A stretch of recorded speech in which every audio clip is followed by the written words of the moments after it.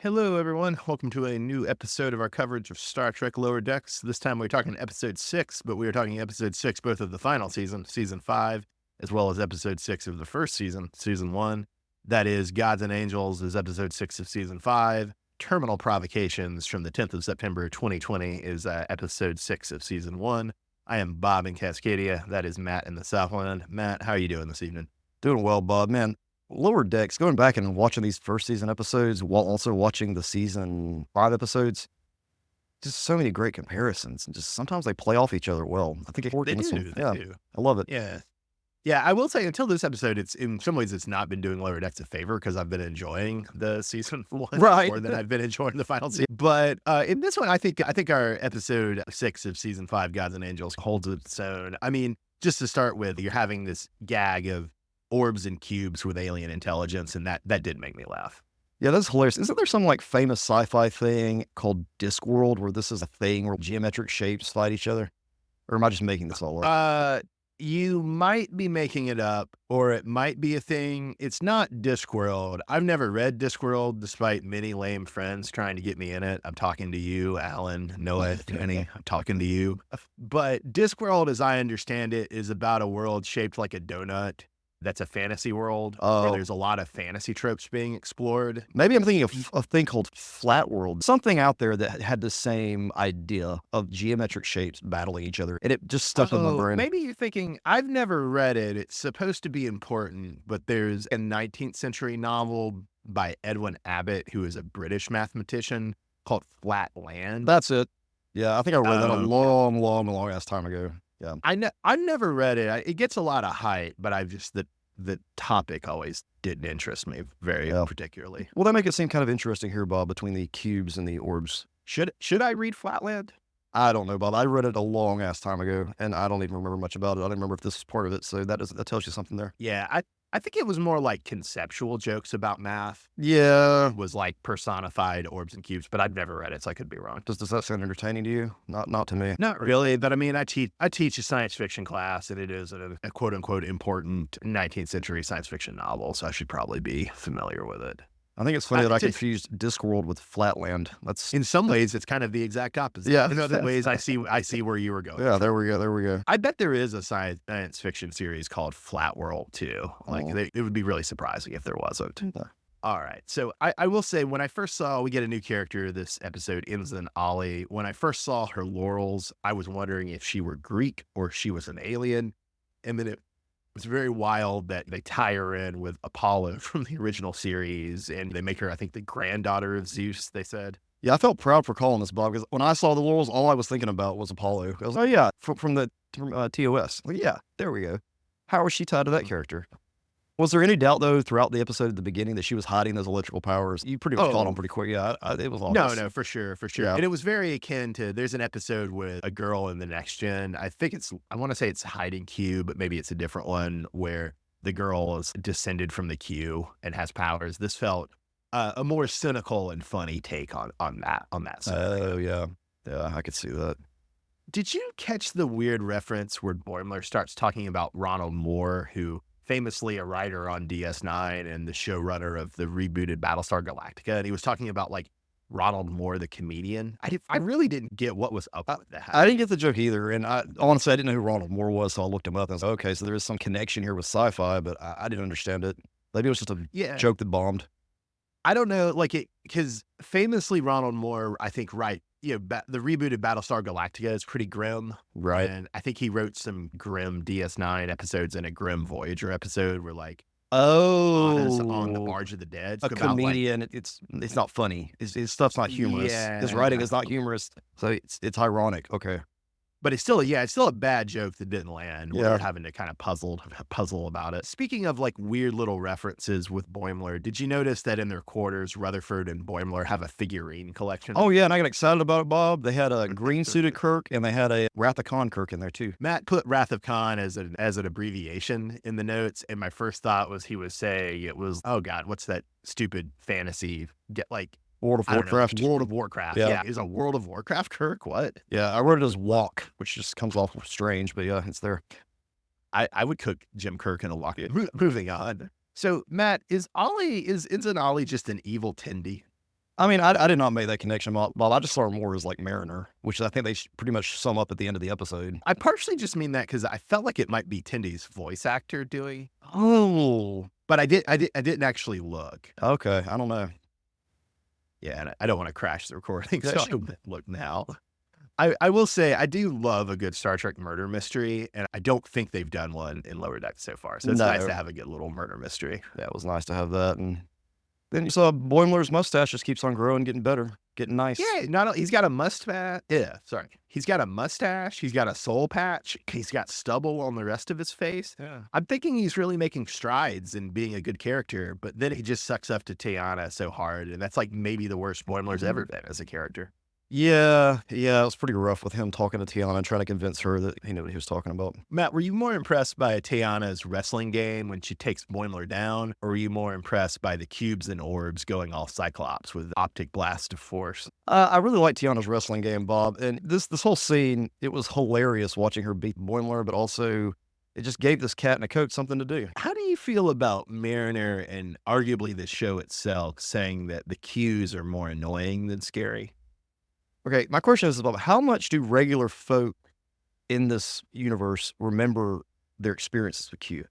This is a potentially creepy answer, but I think it would apply to talking about any gods. They remember as much as the Q or the gods want them to remember. So there you go. So I don't know like how much actual exposure or how many of those memories been altered. I don't know. There's a lot going on there. Maybe the Qs portray themselves as more annoying than scary to these people, and then that's how they're like Interesting. Yeah. Interesting. So on a similar note, we have Mariner telling Ollie she believes in her. And it was, I'm not sure if the writers were going for this, but I think they were, that there's an interesting ambiguity. Is Mariner saying that she believes in Ollie as a fellow officer, as a junior officer that she's mentoring? Or is she saying that she believes in Ollie as like a god and this belief is helping power Ollie's electrical powers? I think she meant her as God. So that was my interpretation. Matt's always looking for signs of worship. Yeah. Lord, I lift your name on high. Oh, that's beautiful. Lord, I love to sing your praises. Thank you for bringing that energy to the podcast. I know the Star Trek fans, they love the Christianity. You came from heaven to earth to show the way. Oh man, it's just like poetry. It's like poetry. You're welcome. Well, to go from the beautiful to the ridiculous, any thoughts about Boimler getting sodomized by a lightning bolt? I mean, they had to go there at some point, Bob. He finally got sodomized, final season. By a lightning bolt. Yes. Truly something. Truly something.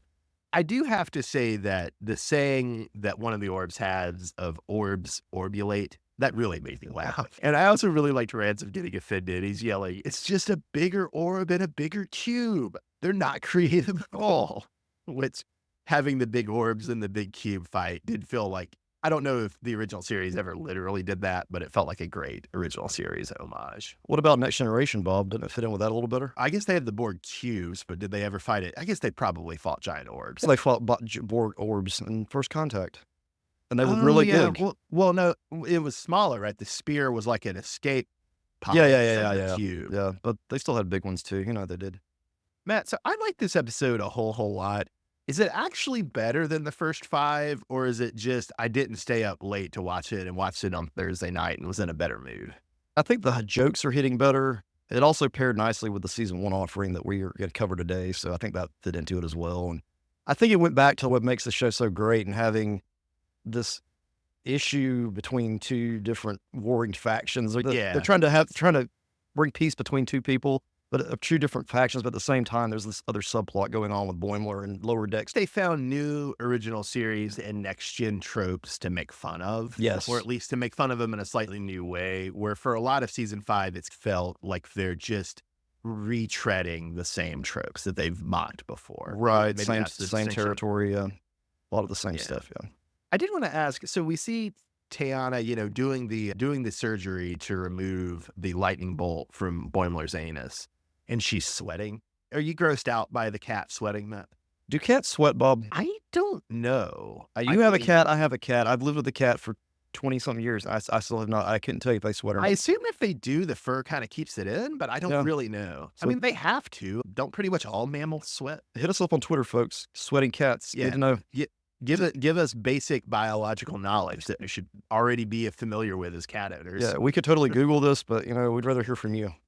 Yeah, we'd rather hear you make fun of us on X, the Everything app. Yeah. Oh, man, X, the Everything app's getting pretty dead. I don't want to go to Blue Sky, though. There's so many liberals on Blue Sky. I'm just thankful I'm not on either of them. I just hang on Facebook and Reddit.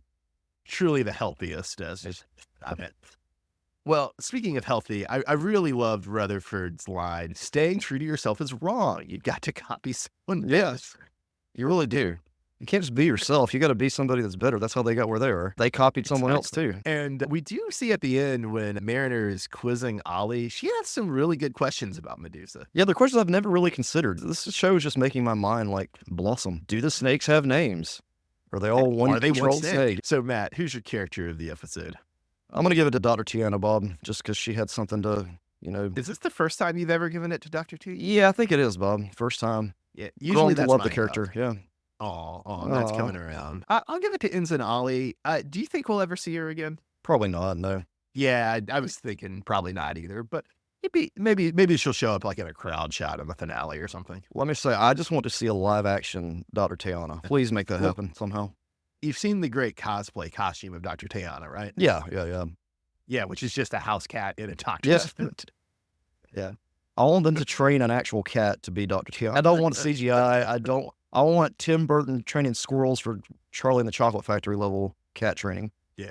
Yeah, no, just an actual normal house cat in a lab coat. That would be so cute and so funny. And I don't want Disney World Lion King representations. I don't want that CGI stuff or whatever they used for that. It was not good. No dead face. Tiana needs emotion. Well, Matt, moving into episode 6 of season 1, Terminal Provocations, I just want to begin by observing that I really missed the season 1 trope of an episode starting with Shax or Ransom beating on Boimler. That's a sad loss. Was this a legit reoccurring gag? Because I think it may have been in the first season. Yeah, I mean, we'll see. I think we've run through the people most likely to beat him up between Tiana and, which I don't think we'd ever seen before, right? This last season episode we just talked about, and then Shax and Ransom. But maybe we'll see Rutherford deck him. Maybe we'll see Billups deck him. Maybe we'll see Freeman deck him. Yeah, I'd like to see Freeman deck him. That'd be nice. Oh, we do need to see the Tamarian security officer, whose name I don't know. The Tamarian security officer should definitely beat Boimler up before the So speaking of weird things about Dr. T, Matt, I really did enjoy the line, "Do you know how hard it is to get cheese out of fur in a sonic shower?" It's Mariner's response to that is, "What's a cat doing eating oranges?" Yeah, more questions here, Bob. This is what this podcast is going to turn into about. Cats don't like water, so we know they don't like to shower now. But a sonic shower, maybe that'd be better for a cat. Maybe. It sounds like it's not very good for fur, though. Yeah, it's not okay. It sounds like a water shower might be better for fur. But with hair, but humans have hair too, and they're taking these sonic showers. Yeah, but fur is a lot more intense than hair. I guess you're covered with it. Bob, have you ever given your cat nachos? You ever just put some cheese and chips out and see if they'll eat it? No, never done that. Cat's bad. This is gross, but she likes to lick the grease of a calzone off a plate after I eat a calzone. Right. I let her do that. But I've tried to give her little pieces of like steak and chicken that I've cooked before for something else. Yeah.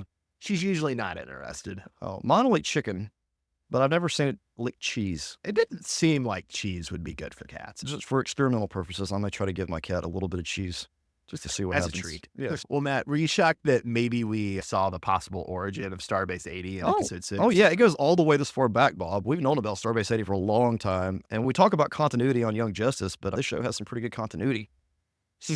Well, Matt, who did you find more intimidating, Fletcher or Badgie?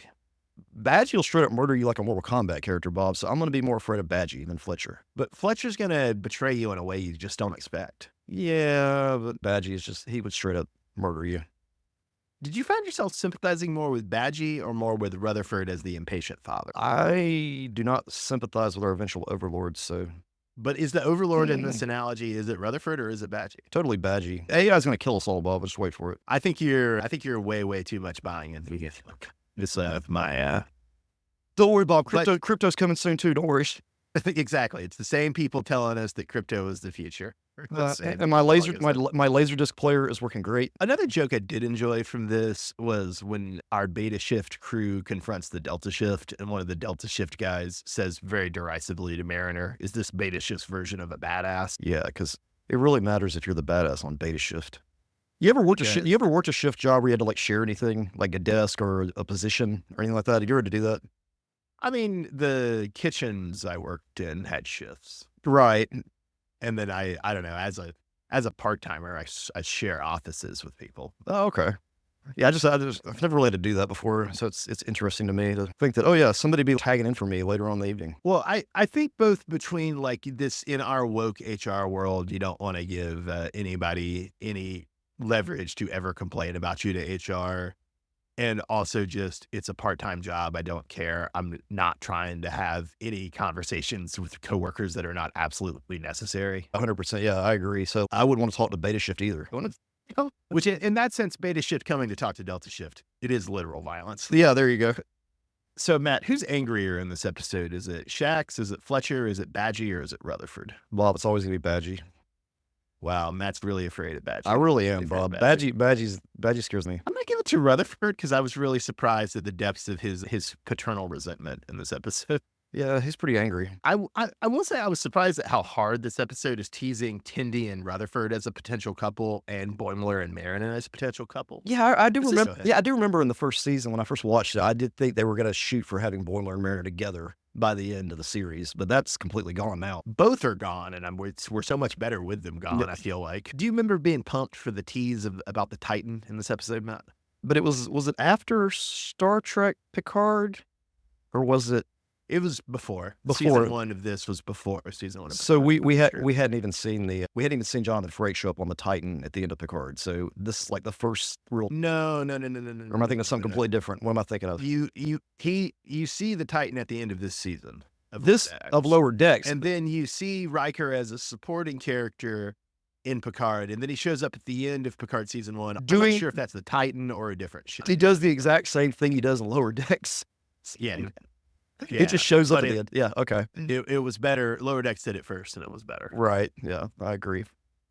All right, Matt, who's your character of the episode?